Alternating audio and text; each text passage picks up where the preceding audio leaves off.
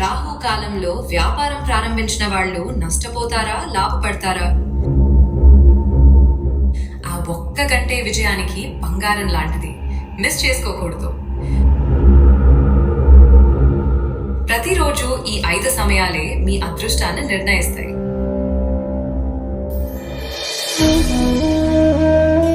రాహుకాలంలో సాంప్రదాయ హిందూ విశ్వాసాల ప్రకారం శుభకార్యాలు, ముఖ్యమైన పనులు మానేయటం మంచిదని భావిస్తారు.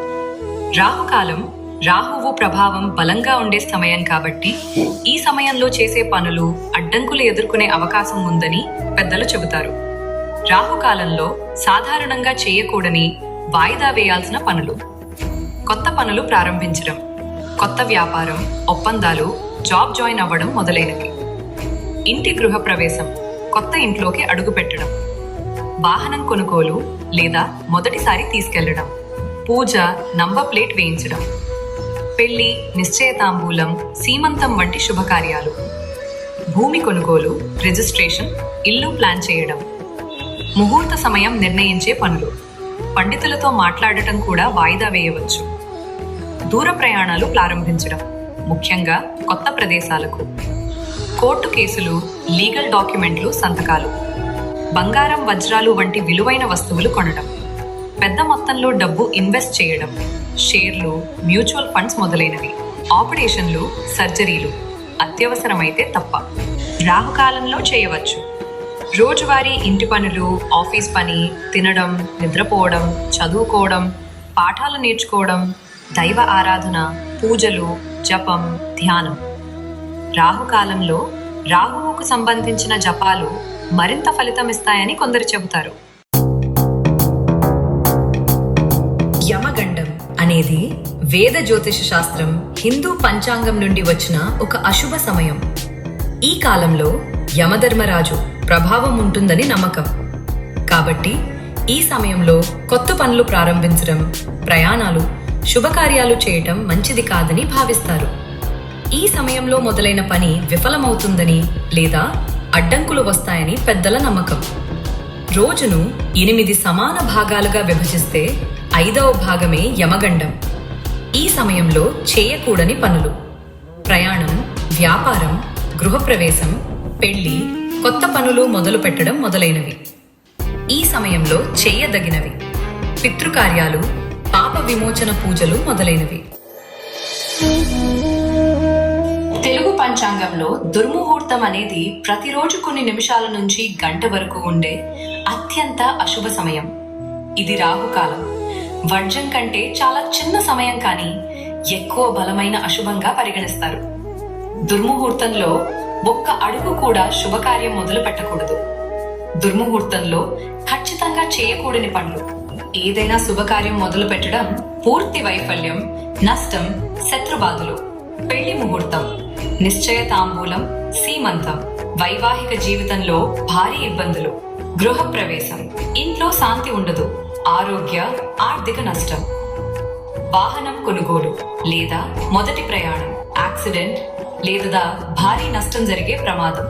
భూమి, ఇల్లు, ఫ్లాట్, రిజిస్ట్రేషన్, కోర్టు కేసులు, డబ్బు పోవడం, ఆస్తి వివాదాలు. కొత్త వ్యాపారం, దుకాణం ప్రారంభం, వ్యాపారం నష్టపోతుంది, మూతపడే అవకాశం.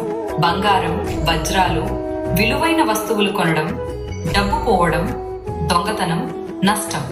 దూర ప్రయాణం మొదలు పెట్టడం ప్రమాదం లేదా భారీ ఆలస్యం, నష్టం.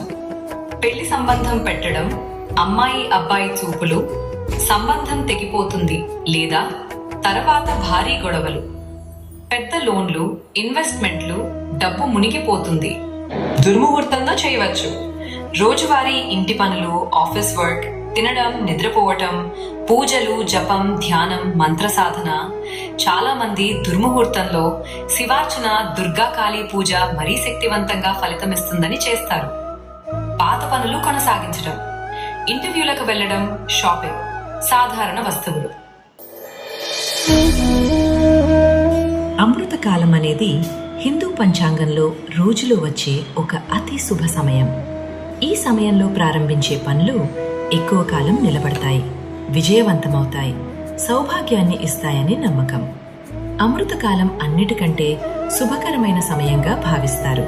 ముఖ్యంగా కొత్త వ్యాపారం, దుకాణం ప్రారంభించడం, గృహప్రవేశం, వాహనం కొనుగోలు, ఒప్పందాలు, వివాహం, ఉపనయనం, అన్నప్రాసనం వంటి శుభకార్యాలు ప్రారంభించడం, మంత్రోపదేశం, దీక్ష తీసుకోవడం, దీర్ఘకాలిక పెట్టుబడులు, బంగారం కొనుగోలు. తెలుగు పంచాంగంలో వర్జ్యం అనేది శుభకార్యాలకు అనుకూలం కాదని భావించే కాలం. చేయకూడని పనులు, కొత్త శుభకార్యాలు ప్రారంభించడం అడ్డంకులు వస్తాయి.